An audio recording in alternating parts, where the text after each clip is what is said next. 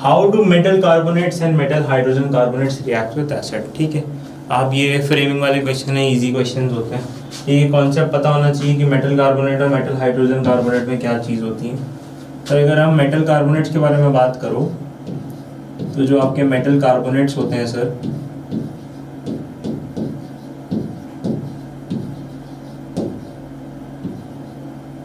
उसमें अगर आप एसिड को मिलाते हो, ठीक है, तो एक सिंपल रिएक्शन होती है कि सर एक चीज तो आपकी कॉमन है, वो है सॉल्ट का फॉर्मेशन।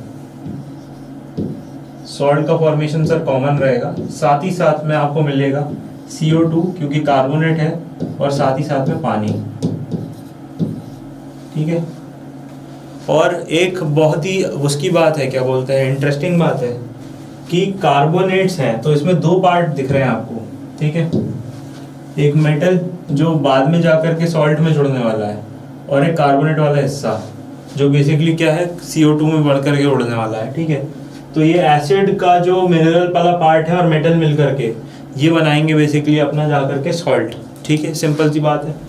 अब यहीं अगर मैं यहाँ पर मेटल कार्बोनेट की जगह मेटल हाइड्रोजन कार्बोनेट ले लूं,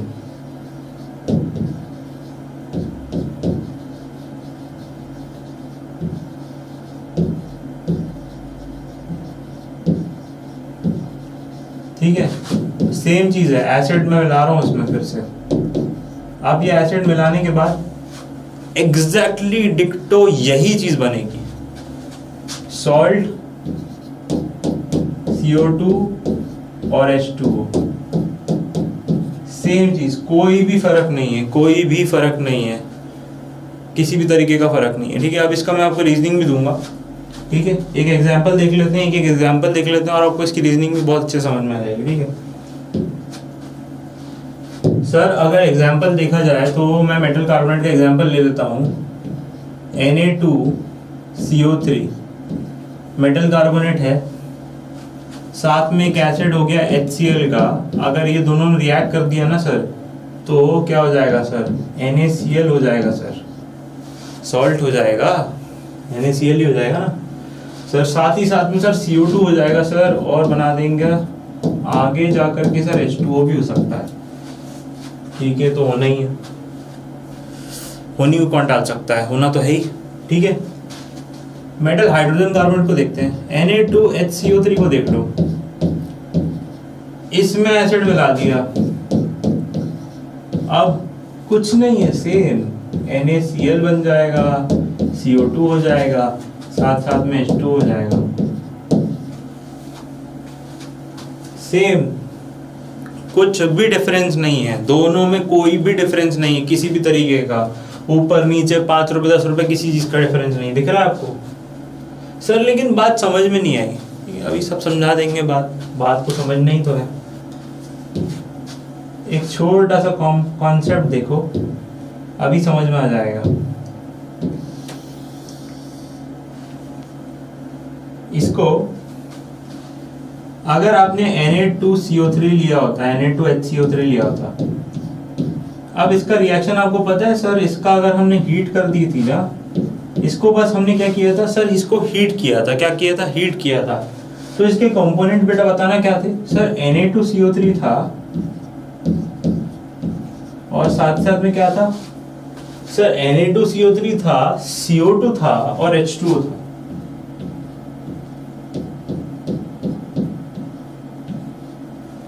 यही थे इसके कंपोनेंट्स। तो ये खाली हीटिंग पे कंपोनेंट दे रहा है। ठीक है, यानी कि हल्का सा गर्म हुआ और Na2CO3 उसने बना लिया, CO2 H2O तो निकलेगा ही।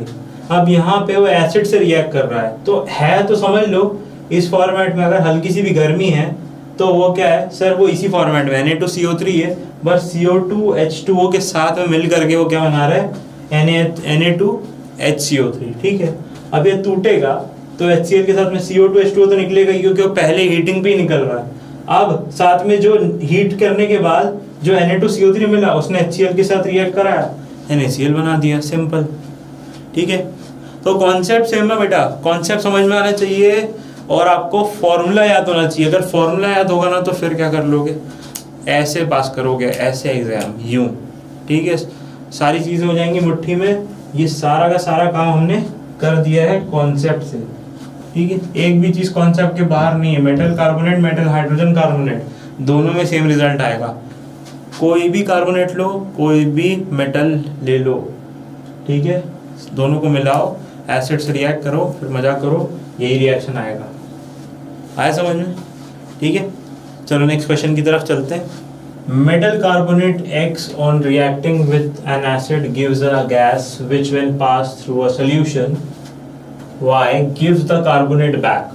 On the other hand, a gas G that is obtained at anode during electrolysis of brine is passed on dry Y. It gives a compound Z used for disinfecting drinking water. What is X, Y, G and Z? अरे बाप रे, बड़ा question sir, डर लग रहा है। डरने की जरूरत नहीं है, बहुत बेसिक क्वेश्चन है, सिंपल सा क्वेश्चन है, और ऐसा क्वेश्चन है जो आप खुद से कर सकते हो, ठीक है। क्वेश्चन को एक बार और देखो और एक अच्छे से पढ़ो उसको, एक अच्छी रीड दो उसको, ठीक है। कम से कम क्वेश्चन को ना बेटा 3 बार रीड देना पड़ता है। कितना बार देना पड़ता है? 3, ठीक है। अब हम क्या है, क्योंकि जो इसी सब्जेक्ट से घिरा हुआ है, बार बार इसी सब्जेक्ट को देख रहा है, उसको एक बार में भी क्या है, रीडिंग करके वो क्वेश्चन तक पहुंच सकता है, आंसर तक पहुंच सकता है। मैं आपको मिनिमम सलाह दूंगा कि आप किसी भी क्वेश्चन को 3 बार रीड करो। 3 बार रीड करने से क्या होता है कि अगर पॉसिबिलिटी है कि आपका दिमाग कहीं और वॉन्डर करता है, जो आप एग्ज़ाम देने बैठोगे, एग्ज़ाम देने वाले बच्चे जो होते हैं वो जब बैठते हैं एग्ज़ाम देने के लिए, क्वेश्चन पेपर को देखते हैं तो कुछ क्वेश्चन पेपर में वो क्वेश्चंस जो होते हैं ना ऊपर नीचे ऐसे करके दिए होते हैं। अब कभी कभी ऐसा होता है कि सर जब आप पढ़ने लगते हो तो फिर पढ़ते पढ़ते आपको लगता है कि अरे क्वेश्चन तो हमको आता नहीं है, ठीक है। एक तो पहली चीज़ ये होगी, क्वेश्चन हमको आता नहीं है, ठीक है। फिर दूसरी बार पढ़ोगे तो लगता है सर ये थोड़ा थोड़ा समझ में आ रहा है कहीं ना कहीं कहाँ पर है, ठीक है। एक बार और पढ़ते हो तो या तो क्लैरिटी आती है, सर बिल्कुल नहीं आता, या तो सर हाँ अब समझ में आया, याद आ गया, ठीक है। अब उसकी जगह अगर आप डायरेक्टली क्वेश्चन पढ़ के चालू कर देते तो क्या होता, आप डिटेल्स मिस करते थे इसमें से, और वो डिटेल्स मिस करते थे जो एक्चुअली में क्वेश्चन को आपको आंसर तक ले जाती है। क्वेश्चन में खुद ही चीज़ें दी होती हैं जो आंसर तक आपको ले जाती हैं। खास तौर पे अगर आपको केमिस्ट्री का कोई भी क्वेश्चन दिया हुआ है ना, तो वो हमेशा मेक श्योर करता है कि आपको कहीं ना कहीं वो रिएक्शन तक पहुंचा दे। जब वो रिएक्शन तक पहुंचा देगा, उसका बाय प्रोडक्ट बता देगा, हल्की फुल्की बातें कर लेगा आपसे, और आप एकदम कंफर्टेबल हो जाओगे, फिर क्वेश्चन सॉल्व करवाता है वो। तो लेकिन क्वेश्चन पढ़ो तो उसके लिए कम से कम 3 बार तो पढ़ो, ठीक है। क्वेश्चन जैसे ही आप 3 बार पढ़ लेते हो फिर आपको एकदम क्लैरिटी हो जाएगी। अब आप अटेम्प्ट करोगे तो आप आंसर अच्छे से फॉर्म भी कर पाओगे, साथ ही साथ में जब रुक जाते हैं ना बीच में, क्वेश्चन सॉल्व नहीं आता और फिर समझ में नहीं आता है कि अरे सर इसका क्या करें, समझ में नहीं आ रहा है सर, कुछ कॉन्सेप्ट जो है वो अलग जा रहा है, और डर लगने लगता है कि सर ये वाला क्वेश्चन तो करके आए थे घर से, और ये वो। उसकी जगह अगर आप उसको 3 बार अच्छे से पढ़ लो और उसके बाद फिर आप डिसाइड करो कि हाँ मुझे ये पता है नहीं पता है, ठीक है। और जैसे कि ये क्वेश्चन है, इतना बड़ा क्वेश्चन है, अगर आपको लगता है कि सर इसमें मुझे टाइम लगेगा पढ़ने में, तो इसको क्वेश्चन को आराम से बाद में करो, ठीक है। कोई इशू नहीं है, कोई भी जल्दीबाजी आपको नहीं है, ठीक है। जो सेक्शन आपको पसंद है उस सेक्शन से आप चालू करो, और सेक्शन में अगर आपको लगता है कि वाला क्वेश्चन ज़्यादा टाइम लेने वाला है तो उस क्वेश्चन को क्या करो, बाद में करो, ठीक है। चलो अभी क्वेश्चन है, इसको 3 बार पढ़ने का मैंने बोला है, एक बार आप खुद से रीड लगाओ, देखो कि क्या आपको समझ में आता है कि नहीं। इस क्वेश्चन में एक मेटल कार्बोनेट की बात हो रही है X। On reacting with an acid gives a gas which when passed through a solution Y gives carbonate back। मतलब शुरुआत कार्बोनेट से करी, ठीक है, उस कार्बोनेट ने एसिड से रिएक्ट भी किया, रिएक्ट करने के बाद जैसी उसकी आदत है उस आदत के अनुसार उसने CO2 रिलीज कर दिया, यानी कोई गैस रिलीज कर दी। वो मैंने बता दिया आपको, कोई बात नहीं, थोड़ा चलता है। अब इस प्रोडक्ट को, इस सोल्यूशन को वापस अगर मैं Y के साथ पास कर दूंगा, यानी कि सोल्यूशन में Y ऐड कर दूंगा, तो ये वापस क्या बना लेगा, कार्बोनेट बना लेगा, ठीक है। और कार्बोनेट बैक मतलब जो कार्बोनेट जिससे आया था वही कार्बोनेट वापस बन जाएगा, ठीक है सर। दूसरा, on the other hand a gas G that is obtained at anode during electrolysis of brine is passed on dry Y।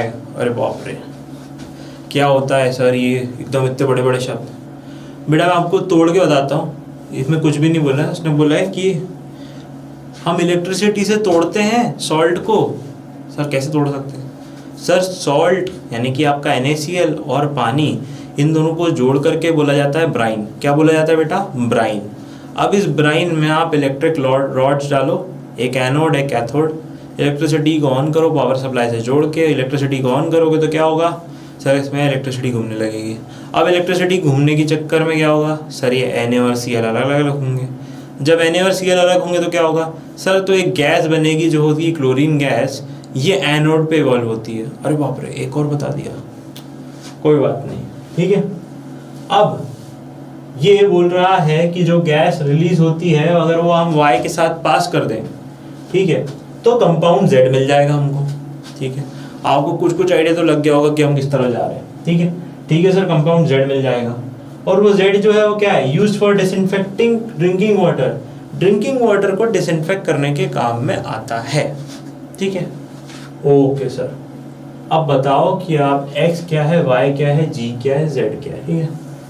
आप इतनी सारी चीज़ें आप जान गए उसके बारे में, तो थोड़ा सा दिमाग आपको लगाना पड़ेगा, ठीक है।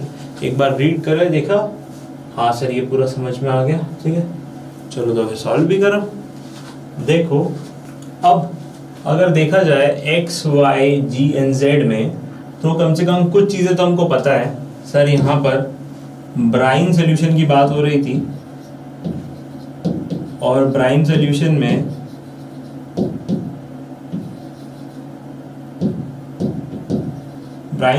में क्या हो रहा था सर, एनोड पर आपने बोला था कि गैस रिलीज हो रही है, और एनोड पर जो गैस रिलीज हो रही है वो कौन सी है बेटा, Cl2 क्लोरीन, ठीक है।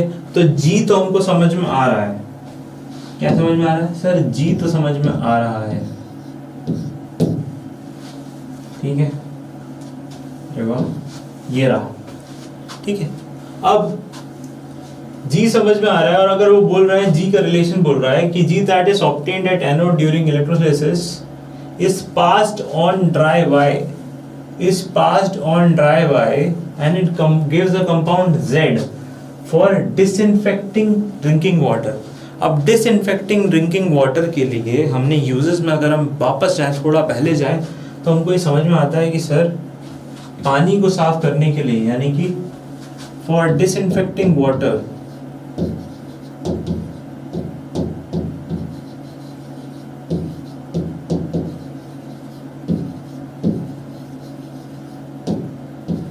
पानी को साफ करने के लिए जो है वो क्या लेना पड़ता है सर, अगर हम पानी को साफ करेंगे ना सर, तो उसके लिए हमको लेना पड़ता है ब्लीचिंग पाउडर,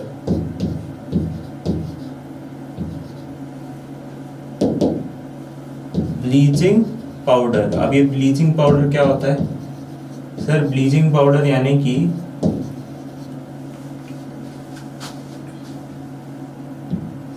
CaOCl2, ओके। तो Cl2 CaOCl2 हमको G को Y से पास कराएंगे तो हमको मिल रहा है CaOCl2। अब ऐसा कौन सा फॉर्मूला है या ऐसा कौन सा कंपाउंड है जिसमें बेसिकली Cl2 पास कराने से हमको CaOCl2 मिलेगा? तो सोचने वाली बात है। तो मुझे याद आ रहा है कि अगर हम ले लेते हैं CaOH होल ट्वाइस, ठीक है। अब ये CaOH होल ट्वाइस यानी कि आपका कैल्शियम हाइड्रोक्साइड, अगर हम इसमें Cl2 पास कराते हैं तो CaOCl2 मिलता है।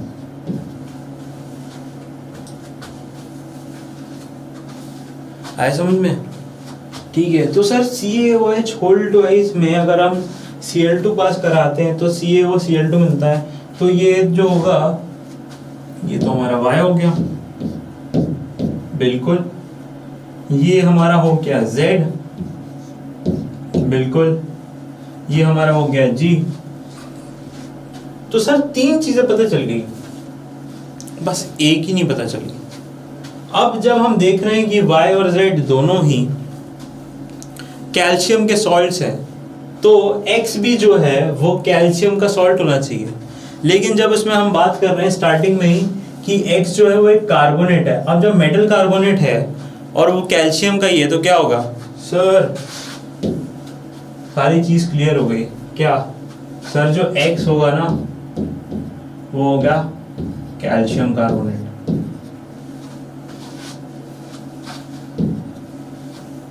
बस इतनी सी बात थी, कैल्शियम कार्बोनेट। अब कैल्शियम कार्बोनेट में आप अगर क्या कर रहे हो सर, कैल्शियम कार्बोनेट को क्या कर रहे हो सर? एसिड से रिएक्ट करा रहे हो, HCl, ठीक है।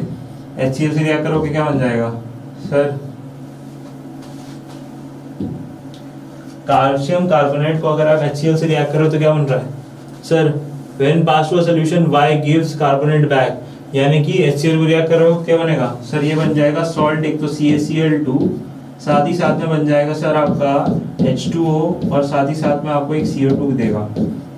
कार्बोनेट है, CO2 तो देना ही है उसको, ठीक है। अब X में, X को बेसिकली हम यहाँ पर बेसिकली जो आपका X से जो गैस निकल रही है, इस गैस को जब हम पास कराएंगे किसमें? Y में, तो ये हमको X वापस देना चाहिए। चलो ठीक है, Y को देखो, Y क्या है? CaOH होल ट्वाइस, लिखो इसको sir, CaOH whole twice plus CO2 क्या दे देगा ये? CaOH whole twice plus CO2 gives CaCO3 calcium carbonate, ठीक है। इन्हें का X वापस। तो ये है इसकी पूरी की कहानी, ठीक है। क्या है अलग अलग हमको समझ में आया सर?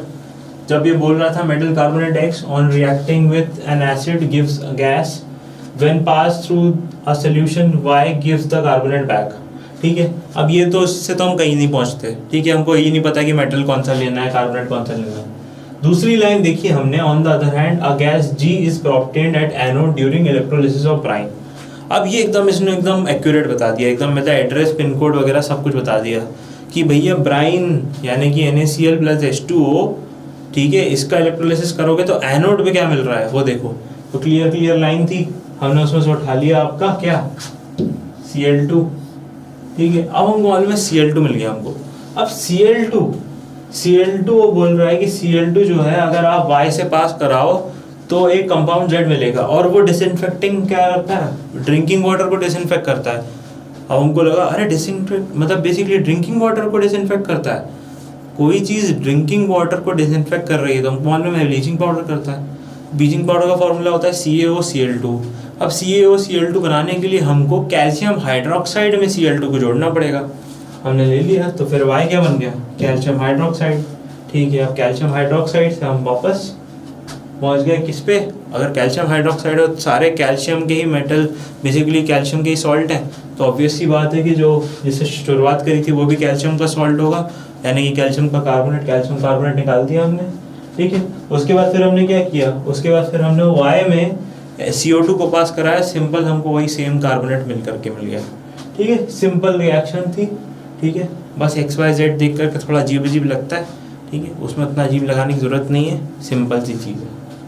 आया समझ में? ठीक है, पहले ये हमने किया, फिर दूसरा स्टेप, फिर ये आपका आया तीसरा स्टेप, और फिर ये आपका है चौथा स्टेप, ठीक है। हमने चेक भी करके देखा दोनों रिएक्शंस को देख के। आया समझ में बेटा?